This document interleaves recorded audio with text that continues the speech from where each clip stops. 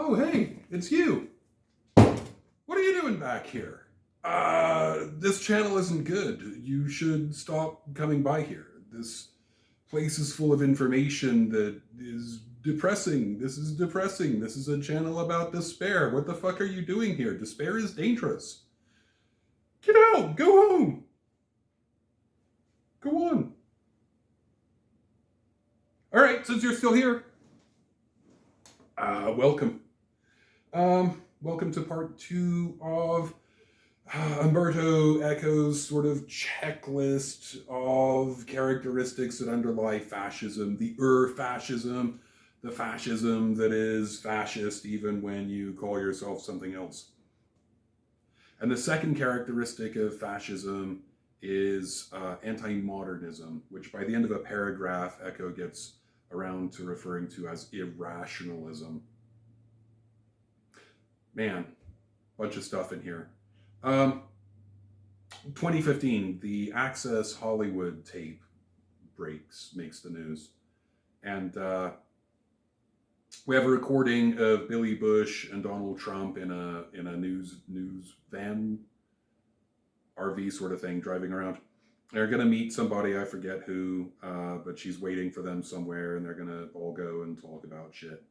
And Donald Trump is just bragging about being rich. And like, if you have enough money, you can grab women by the genitalia. And they let you do it because you're rich and it's fine.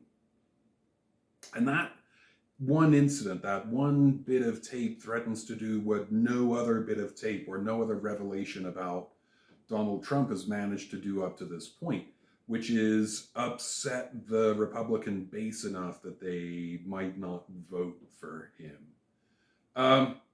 It doesn't seem to have been that they don't believe in grabbing women by the genitals. It seems to be that there's consensus it's fine actually to grab women by the genitals, but you shouldn't say that because it makes us look bad. By association, by voting for Donald Trump, the pussy grabber, we then look bad. And you just can't have that. So a couple things happen. Right after that, WikiLeaks dumps a bunch of Hillary Clinton related stuff, their hack of the Democratic National Committee. They published that. And then the right-wing media goes into a frenzy, and this narrative emerges that Clinton was using a private phone or something for email. It wasn't on a secure network, and so lock her up and she's doing crimes in there somehow. There's nothing actually in there.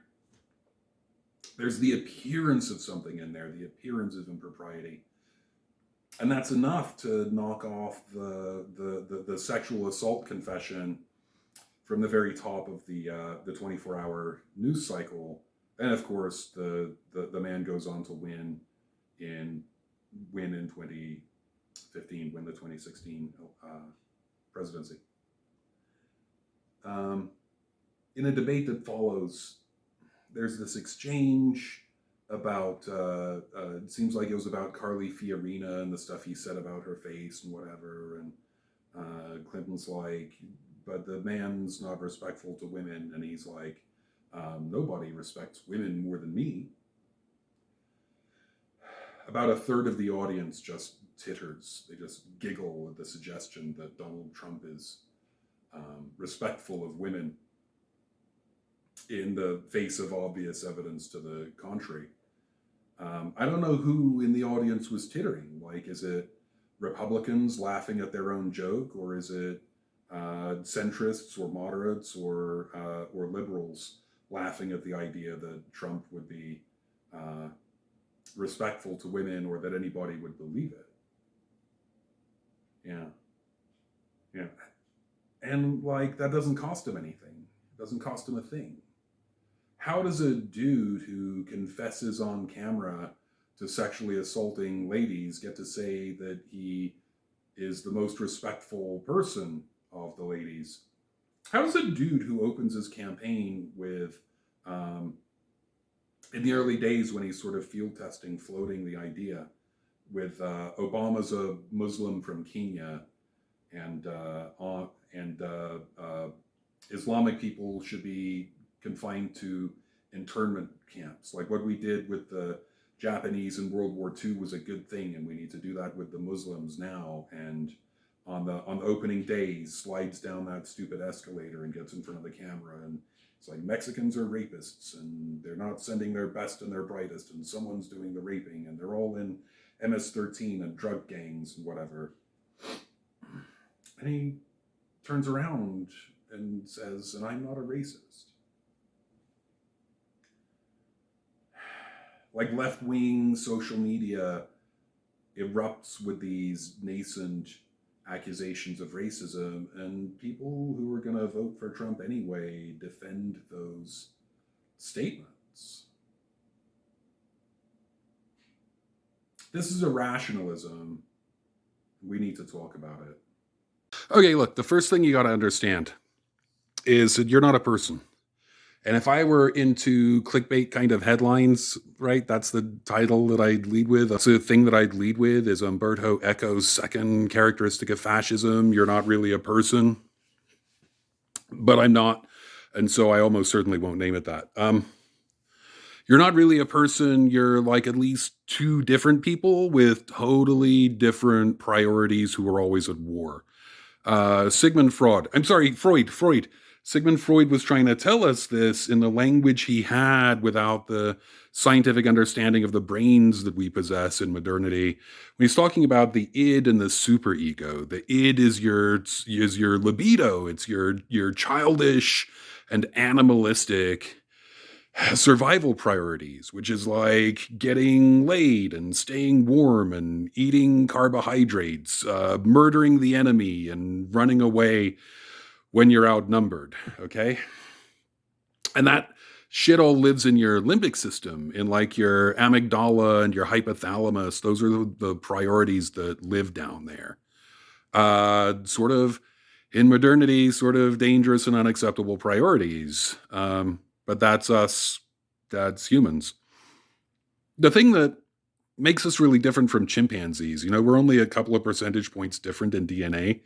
The DNA that matters is regulator genes that turn on the development of the frontal lobe. And in chimpanzees, they turn it on for a short time. And in humans, they turn it on for a long ass time. So we have these gigantic frontal lobes. These frontal lobes really are about living in complicated communities. We have to keep track of like 100 different relationships that we have and recognize all these people and where they are in social hierarchies. And that's tricky. That's difficult work. It takes a lot of brain power. We also have to delay gratification, to not always reach for the apple, sometimes delay reaching for the apple so that someone who needs it more can have it, or we're not walking into a trap, or all sorts of reasons why a species that could slow down and think things through would live a little longer. Okay, now almost just by coincidence, the ability to do abstract reasoning and logic and stuff, that lives in the frontal lobe. How it got there, I don't know, but it did. And the frontal lobe can do this like magnificent process of thinking things through in the abstract. Yeah. And it doesn't always. See, the trouble is we evolved on Earth.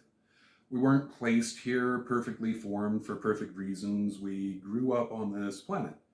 And we are weak. We are weak and pasty, and we're prey animals. Like most of the fossil hominid skulls we possess come out of eagles' nests because eagles ate our ancestors.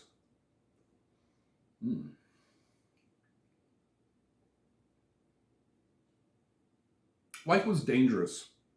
Life's dangerous for proto-humans.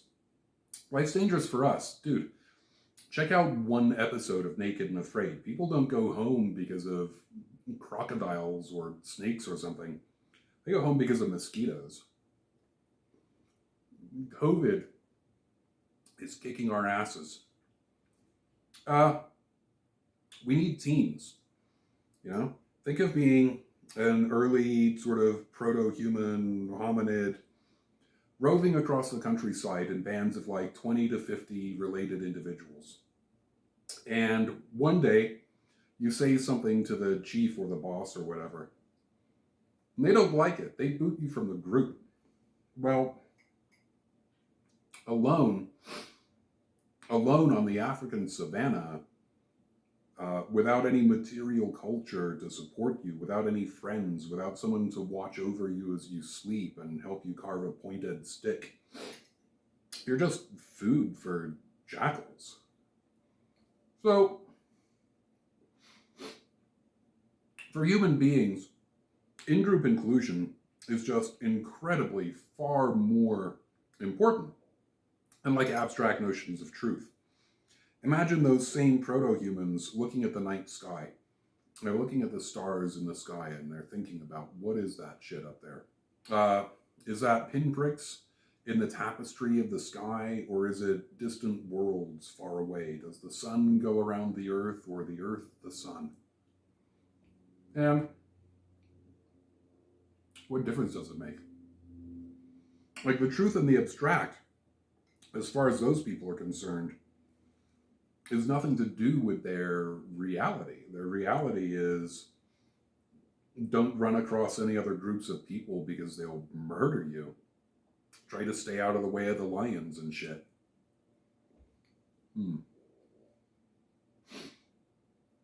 So truth, as an evolutionary perspective, truth is just way less important than in-group inclusion. So there are two dudes we need to talk about. Jean Piaget and Larry Kohlberg. Piaget's trip is called Cognitive Development, and he's commissioned by the Swiss school system in the early 1900s to study the way that children develop the ability to reason. Like, at what different ages do different sorts of capabilities come online? When realistically can a child sit and face front and pay attention? When could they start doing things like calculus? So Piaget spends, 20 years to life doing this. Seems of people doing it. In the end, he concludes, all sorts of things, all sorts of true-ish things, like important things. But in the end, he concludes that if you're going to get the ability to do reasoning in the abstract, it's going to come online somewhere between 11 and 18 years old. That is the stage when people would grow into that. And he was pretty pessimistic. Piaget thought about half of people would really be capable of developing reasoning in the abstract, formal operational reasoning. Except that turns out to be optimistic. Like, in modern day America, maybe a third of people could do it. And most people just don't. That turns out to be a high energy way to solve your problems. We will try what we know first. We'll just wing it. We'll try and work it out with our hands. We'll apply some heuristics. We'll guess. And only when we've run out of other alternatives do we really try and engage abstractly with a problem, if we even have the mental resources to do that. So Winston Churchill famously said of Americans, you can always count on Americans to do the right thing after they've tried everything else.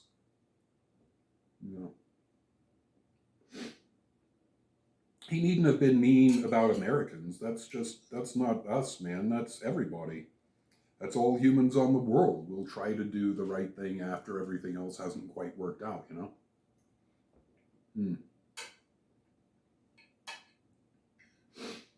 So you'd also have all these errors, logical errors or reasoning errors that are present at given stages, like the inability to centrate, which is literally, if I give you a bunch of things of varying lengths and ask how long they are, little children won't arrange them in a way that they can get an accurate read of that. And they'll just pick the one that sticks out furthest to the right. They can't center or mentally center the objects. Egocentrism, this kind of thing. Animism, the belief that everything is alive. And the tough part about this is you never really outgrow those errors.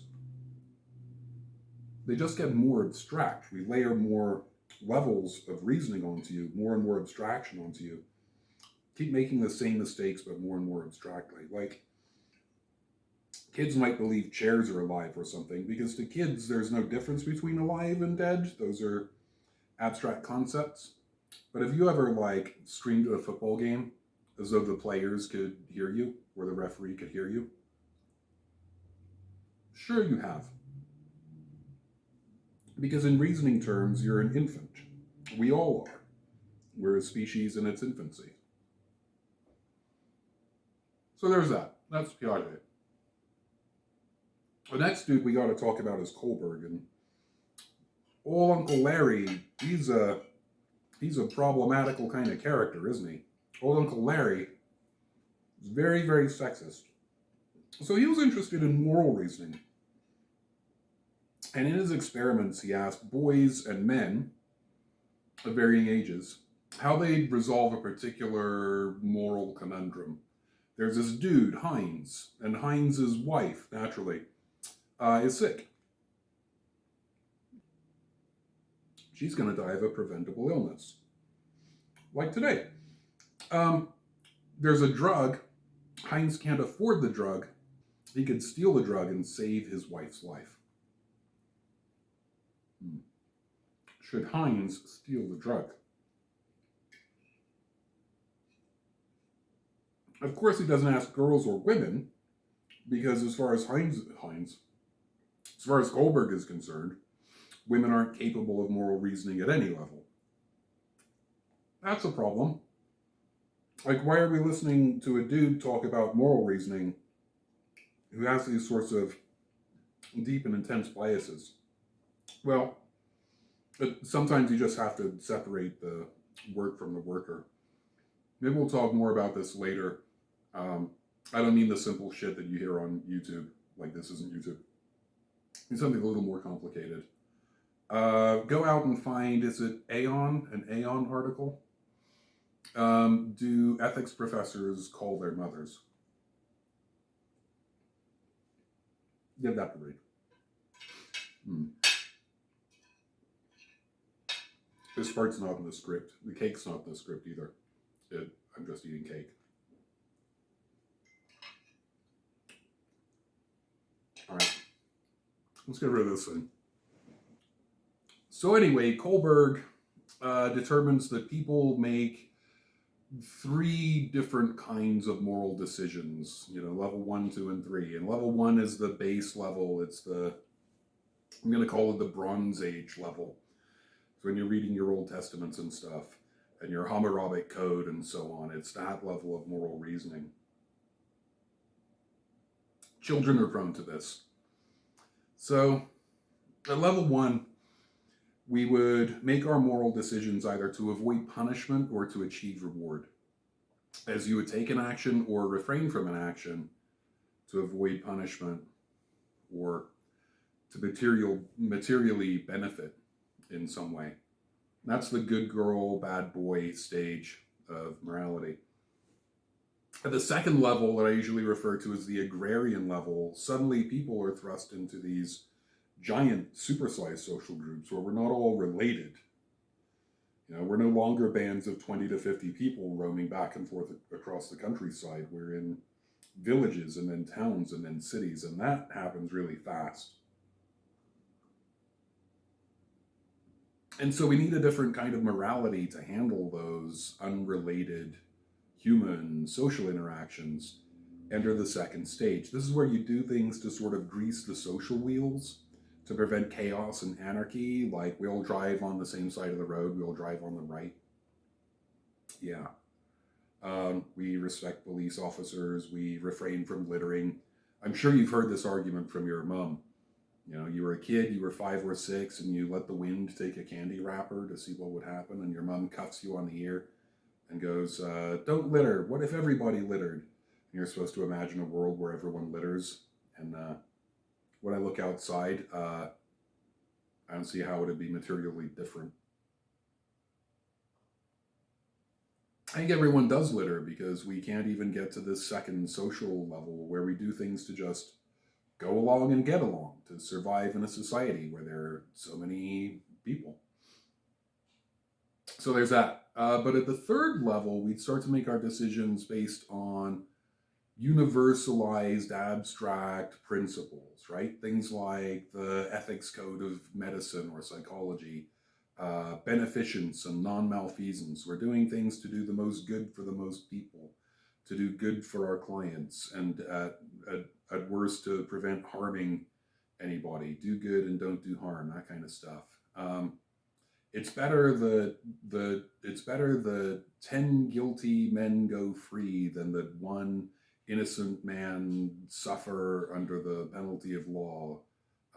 That kind of stuff that absolutely underlies the American legal system. Those sorts of high-minded ethics ultimately written by geniuses. Democracy is all about that third level shit, about abstract principles of justice and equality and fair play, and looking after the rights of people who could be trampled by tyranny or simple thoughtlessness, that we consider the views of the minority party in government, and all this about not getting tyranny. As you've likely sussed out by now, moral reasoning really requires reasoning. If only a third of people can achieve abstract reasoning, then only a third of people could achieve abstract moral reasoning. And so we'd be stuck in the agrarian or the Bronze Age. And that just is a very fruitful assumption for political operatives. That is, most people can't or won't do the reasoning unless all else has failed.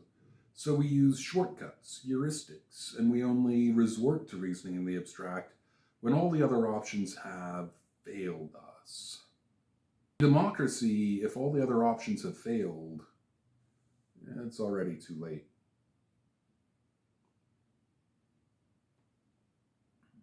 As a note here, I want to direct you to James Flynn's TED Talk on moral reasoning. He just does a quite good job of bringing together reasoning in the abstract with reasoning about morality in a way that I think is quite fruitful. So I'll try and remember to link that for you later. You can always appeal to the base level of moral reasoning, and the base level of reasoning for humans is we are good and they are bad. All right, down in your limbic system, we are the good people, they are the bad people. We look after us and we sabotage them. I mean, if we catch them alone, we murder them in the street, or at least try and take their shit so we can get by. Good. So enter like Erica Mitchell. Got to check my notes in a minute on that one. The person who writes 50 Shades of Grey, originally a fanfic. No copyright problem because it's not monetized, but then this Australian company or whatever comes along and publishes it as a novel. Why they did that basically for money because it was popular and they knew that they could. So how does this thing that is barely even grammatical turn into this massive cultural phenomenon? It's not just mom porn. There's something else going on, and what that seems to be is this appeal to the lowest level of human moral reasoning. That is, everyone gets some bad critique. And Mitchell probably deserved a bunch of bad critique. She doesn't even know like the basics of punctuation. It's bad. The writing is just objectively bad and grammatical. We can't get to issues of style because it's unreadable. So she gets bad criticism, but she also gets some fans because not everyone knows enough about grammar to be offended by the bad grammar. And so what Mitchell does is just always praise the people who are reviewing her nicely, right? always link and upvote them in whatever social media and whatever, but then shit on anybody who posts a negative review or critique of her work. So just always like your friends and shit on your enemies. And then the next thing you know is you have a 3-movie deal in the thing, and you have millions of dollars in your pocket. Okay, next thing.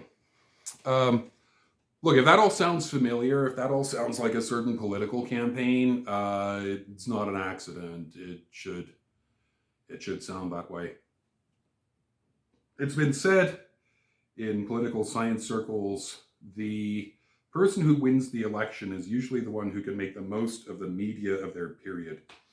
So this is Roosevelt with the fireside chats when radio was the media of the period. This is Kennedy looking handsome on television. And I know the standards of the time were a little goofy, but JFK was the handsomest person in front of a TV camera at the time in political circles. And then Obama really starting with the social media and the grassroots fundraising, but then the Trump team overwhelming that understanding completely. Oh, hey. What do you want? Sorry, my cat's being a drama queen. You want to come up? Come on then. Come on then, girl. Come on. So drama. I'll just have to go get her. Okay. So, next thing. Argument. Argument is a very flexible word. Argument can really mean one of two things. It can mean that we're in a room and I believe a thing and you believe a different thing, and I'm trying to convince you that the thing that I believe is the true thing. But it can also mean something else entirely. It can mean we're both in a room and we both have a certain set of facts, and we're exploring those facts to try and find out what is true. That is, we're collaborating in a process leading to truth. The first of those things is called rhetoric. And you learned all about rhetoric and oratory in school, maybe. Or maybe you didn't. I don't know what's going on in school anymore. But I did.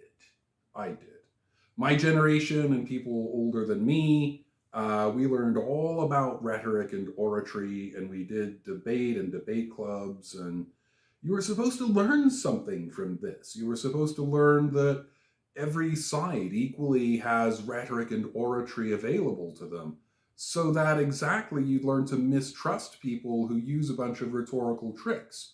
Because you'd be like, I know those tricks, that's this rhetorical device. They're framing things in threes because people are persuaded when things are framed in threes. And I can do that too, but what are your facts, Jack? And obviously that didn't work because people just aren't capable of reasoning at that level. All right? A few are, some are, maybe a total of a third of people are. And whether they do is that other question, right? If it's just more convenient to believe whatever you want, you can overlook any rhetorical crimes. So that didn't stick. But that's debate. In debate, two sides are trying to convince each other of a thing. The second way to do things is called rationalism, or we can call it that. We all bring our facts to the table. This is a scientific process. We publish in peer-reviewed, refereed journals, and we agree on the rules ahead of time, and we set marks like this is the standard of evidence and this meets it and this doesn't, and we throw out all the stuff that doesn't. Just stick with the stuff that is. We have a process. So Brandon Garrell's page, thought catalog, there's this great tool in there which is a set of rules for having a discussion. And I don't know for sure that he initiated that. I just saw it go around social media for a while. I use it in classes. I really should do the legwork and get into his book and whatever and see if he originated it or not.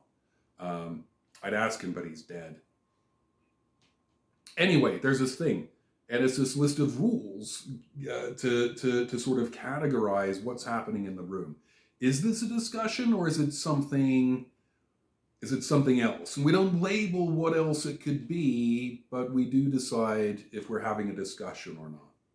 And if we're not, then I'm just not talking to you. Okay, so like I'm going to link this. It's going to be in the link, the comments on the video. So go down there, have a look. Yeah, and like rule 1 is you have to tell me what it would take to change your mind on an issue.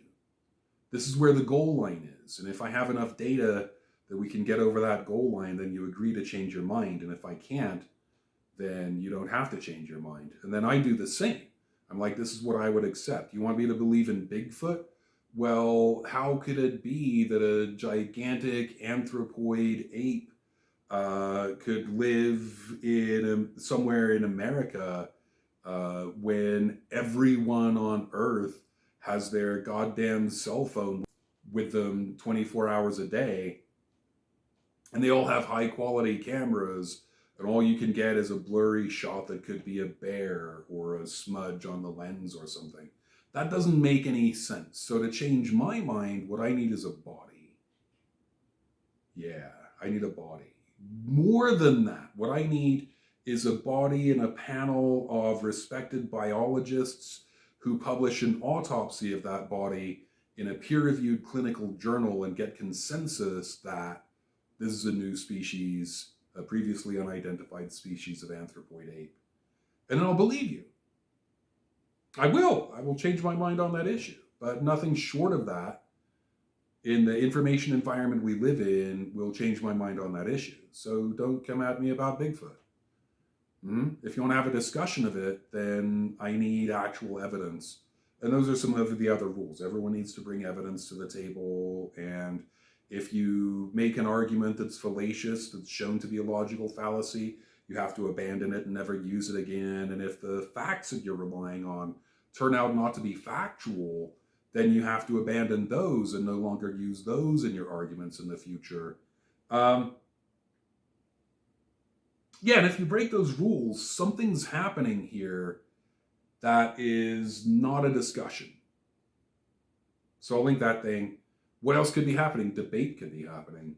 And again, debate is a rhetorical process. It's two or more parties trying to convince each other of a different position in a room full of other people, usually. And they're never going to change their minds, right? They're looking for that one or two people in the room who are movable, who are swayable on an issue. But if you go to church and it's a Christian and an atheist, the atheists show up to support the atheist, and the Christians show up to support the Christians, and nobody's leaving with their mind changed on that issue.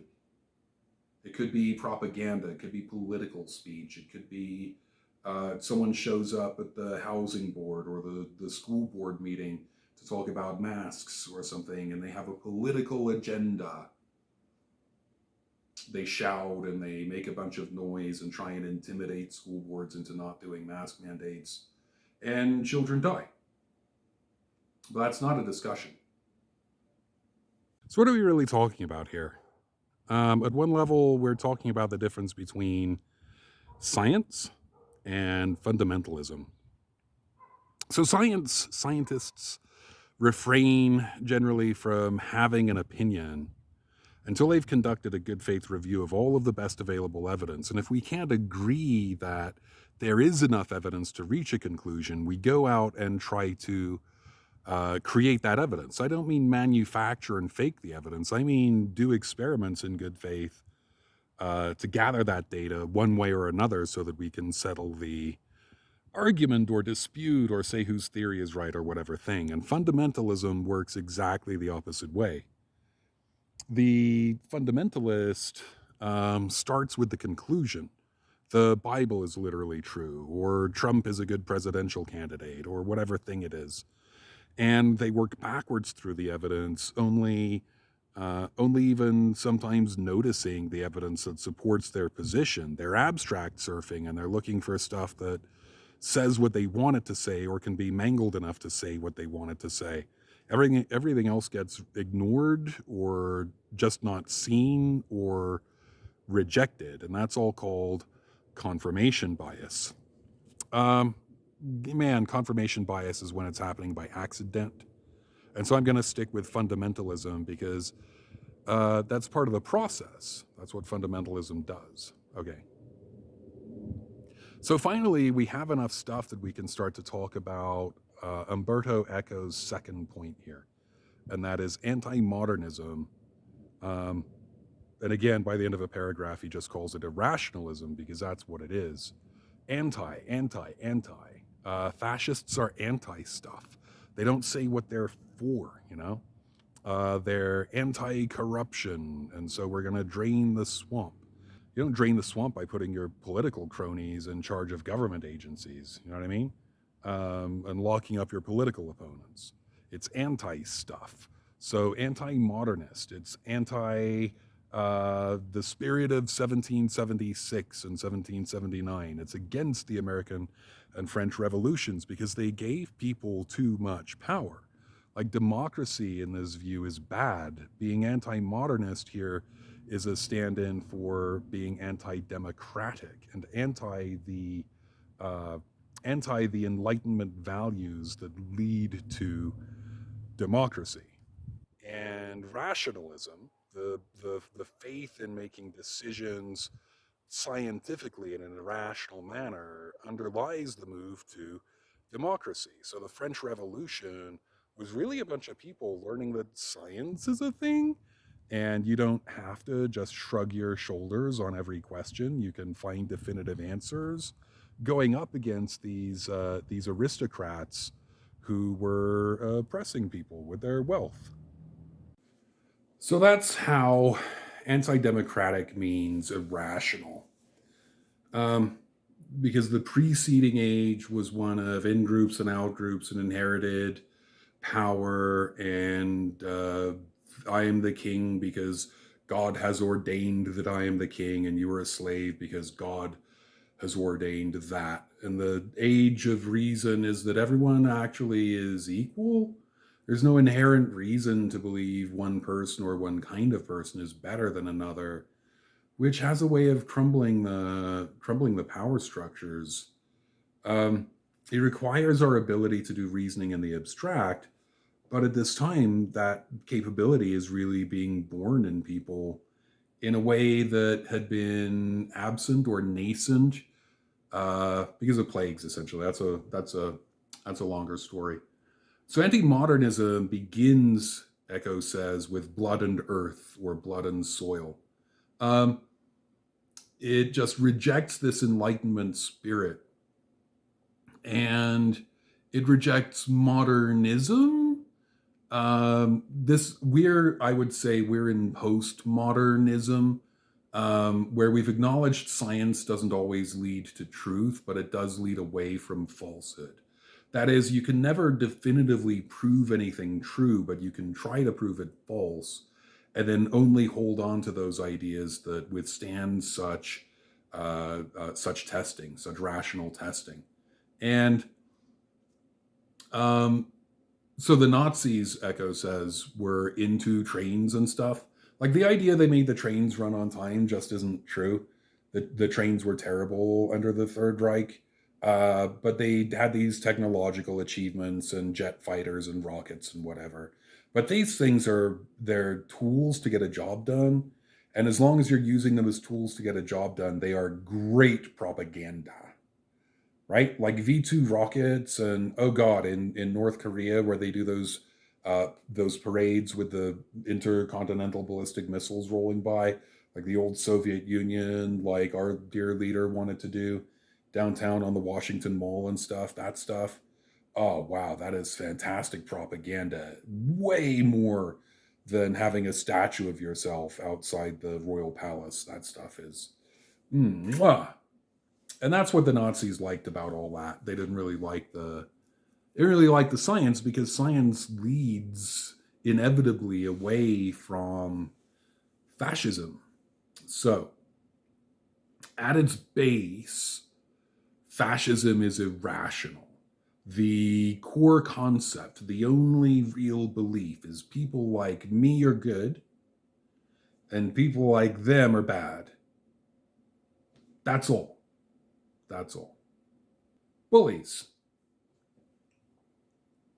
We're taught to understand bullies in a particular way. Bullies are bully victims. That is, shit rolls downhill.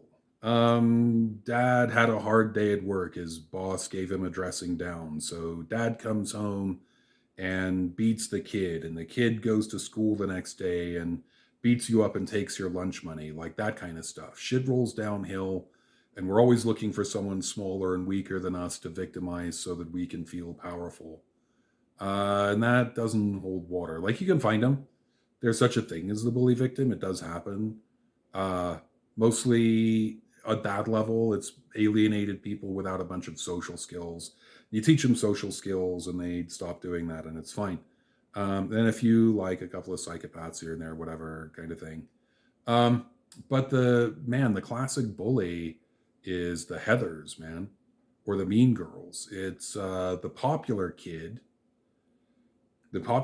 in their gang of popular people with wealth and privilege and all the right clothes roam around the high school looking for weaker people, looking for people who have already been cut from the herd. And they pick on them. They insult them, or sometimes they beat them up. Yeah, yeah, sure, literally beat them up. And um, the hell is that about? Is that necessary? It turns out that in groups require out groups, and like a periodic confirmation that the out group is bad and weak and stupid and vulnerable, but we're not. I mean, that goes a long way towards cementing your position in the pack. So, like in the early days, why would fucking Donald Trump go out of his way to shit on Rosie O'Donnell whenever he could? What purpose is that serving for the leader of the free world to piss on a C-list celebrity from the 1990s? What? Oh my God, why? Why? Because we're the in group and Rosie O'Donnell is the out group. You know, she's not thin and she's a lesbian and whatever, and so we can, and she criticizes us, and so we can just crap on her, and the people will applaud crapping on vulnerable minorities. It makes us feel good. It makes us feel good. Chimpanzees. We're a lot like them. We're not identical. My conceit is that people are in some way fundamentally different from chimpanzees, but there still is value in looking at their behavior and trying to understand ourselves. Chimps. We used to think we were the only people who did genocide. We used to think we were the only animal that did warfare. And I mean, that's true. Certainly things like mechanized warfare and whatever. By the 80s, we started to think that uh, chimpanzees went to war. We had some evidence of genocide happening. And so we thought they went to war and wiped each other out. And in modernity, it turns out they do the genocide, but not really the war. At least not as we'd understand it. They don't line up in ranks with their weapons and fight each other until there's only one. That is a very costly way of doing war, as it turns out. They do send Minutemen to patrol the border. So a band of chimpanzees will rove the territory, and they'll go to the very edge of the territory and sometimes over the edge of the territory. And they're just looking around and sniffing and making sure someone's still defending the border and they can't have that territory. If they encounter other chimpanzees and they're outnumbered, they sort of back away slowly. They make noise about it. They front, but they back away slowly. If they outnumber the other chimpanzees, they sort of line up and do aggressive posturing and bristle their backs, and the other chimpanzees back away slowly. And then they can claim that bit of land in a future roving, a future Minuteman expedition. But if they catch one chimpanzee alone, they murder it. Yeah, they murder it to death, tear it to pieces, and scatter the remains. Um, right. And so, if that keeps happening, then this band of chimpanzees starts to outnumber this band of chimpanzees. And over time, it's more and more likely that the second band will be outnumbered or caught alone until there's none of them left. And then this band can reproduce, they can multiply and thrive and move into that territory. There you go. That's chimpanzees. Don't be caught alone by a band of chimpanzees. Well, it doesn't take much imagination to link this to fucking Nazis, does it? Look, what you do is you identify your in group. We are Aryans or Trump supporters or whatever it is. And these are the out group. And you identify a vulnerable minority who it's easy to isolate. Rosie O'Donnell will do for a minute, but then you want someone more, someone you can make into a threat. You know, you need a real political football. In the past, it was always black people, and then by near modernity, it was gay people. It's not popular to pick on black people anymore, so you have to do it in the abstract with like tax cuts and things. And then it's the gay people, and gay people have rights and they're on television, and everyone has gay people in their family, so that won't do anymore. So instead, it's trans people. Uh, and they're the vulnerable minority and they're easily caught alone. And so there's like 20 some murders of trans people a year, mostly black trans people. Yeah. Yeah. Scapegoating. When it was the Nazis, it was millions of Jewish citizens. When it was when it was Stalin, it was just anybody who disagreed would get scapegoated. And here we have just really small, narrow minorities, but they're willing to scapegoat Democrats too. Democrats are commies and whatever. Um, when the Donald comes down that escalator and does his bit about Mexicans being MS-13 rapists and stuff, and that and not the best and the brightest and whatever.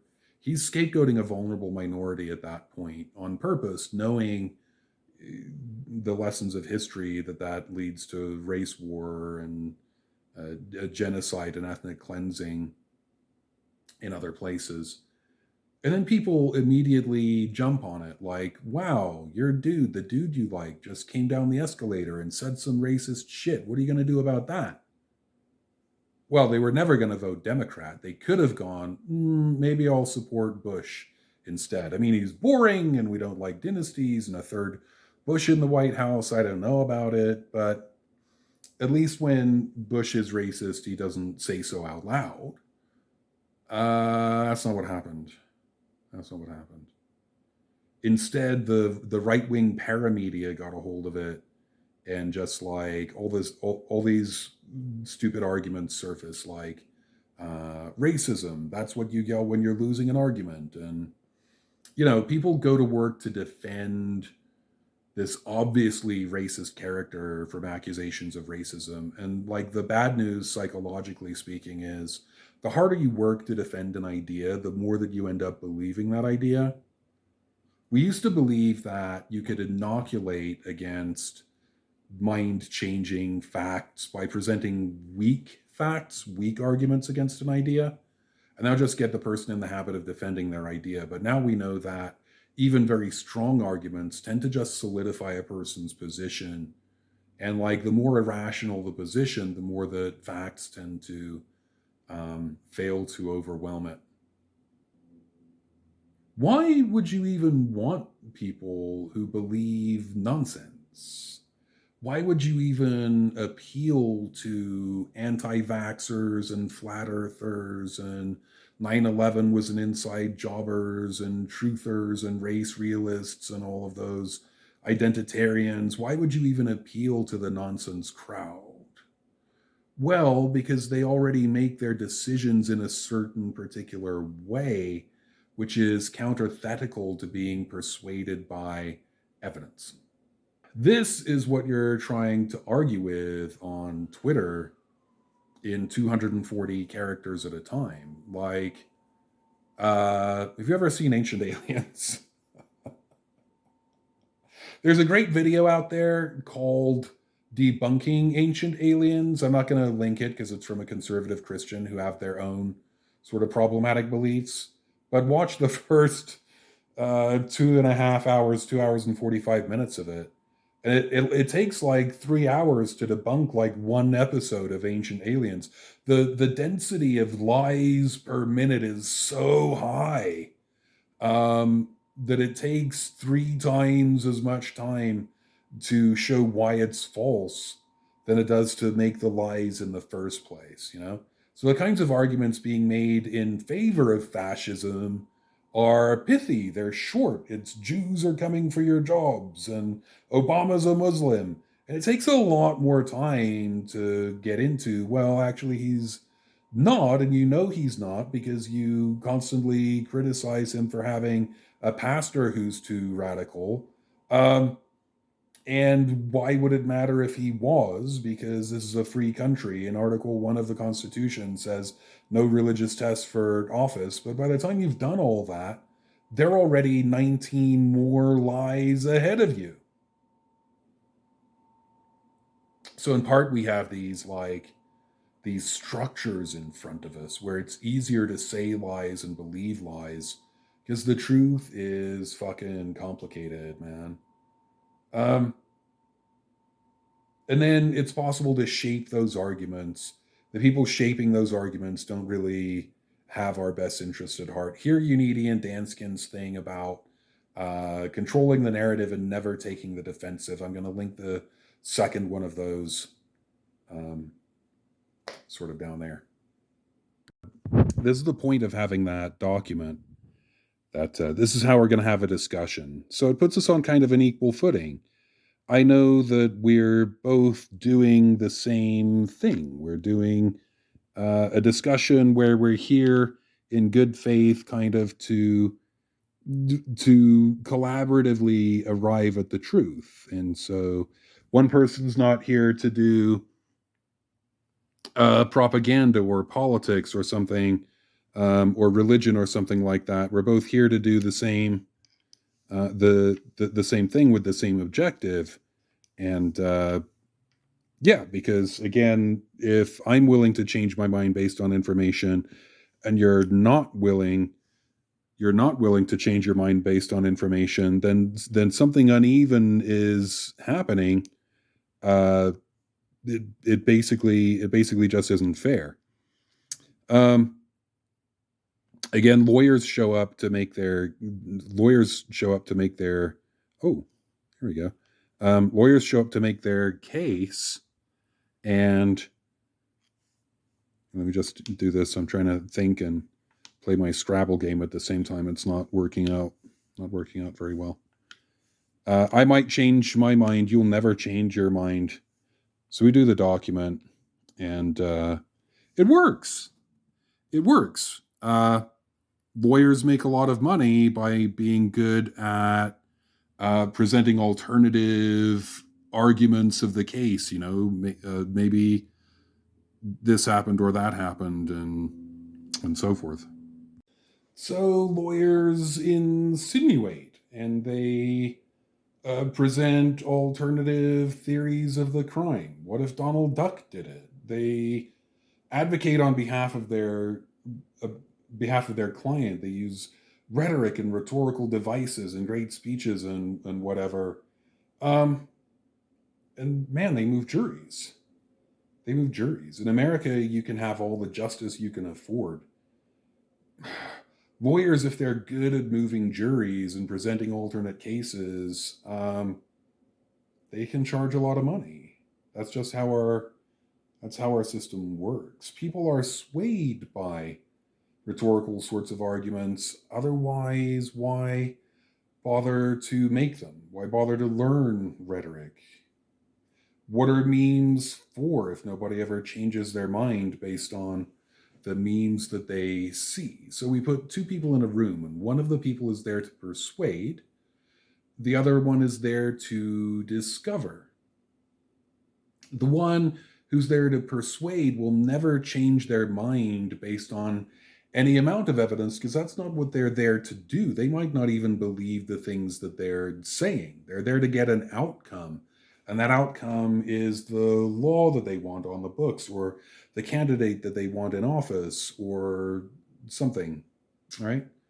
Um, but the other person who's there to find the truth will sometimes change their mind. They are persuadable. You just have to find their pressure point and push on it. Find out what will change their mind, and then come up with stuff that looks like the evidence that they're looking for, and they'll change their mind. So it's not that the liar always wins. It's not that the person there for a political motivated reason always wins, and the person there for a scientific reason always changes their mind. But statistically, I mean, we're not talking about two people in a room, really, are we? We're talking about a third of the human population on social media. So, in the absence of a common set of facts, there are apparent facts all over the place that could support any decision ultimately you want to make. Yeah, everything is an argument, and you could be persuaded to the wrong side of any given thing. Just go through the internet and see who's shouting the loudest, and then make that decision. And of course, you can always shout, "I know you are, but what am I?" and accuse the left of identity politics. Make that the theme of the entire election cycle. Get journalists and political scientists and Steven Pinker, for some reason, to repeat it like it's a known goddamn truth. The left is all identity politics, like other politics is not identity. Shit. Hmm. But think really carefully, siblings. Think really carefully about what sorts of people get accused of identity politics. Uh, Black, indigenous, and people of color, religious minorities, sexual minorities. Think really carefully about what kinds of people would be mad about Black and indigenous and people of color and Muslims and gay people and trans people advocating for their own civil rights. Like, who's that really going to piss off? Who would be motivated to call that identity politics and rationalize all the guys with tiki torches yelling blood and soil and Jews will not replace us? Yeah, just spend some time with it. This has been the Black Pill. Go do something better with your life.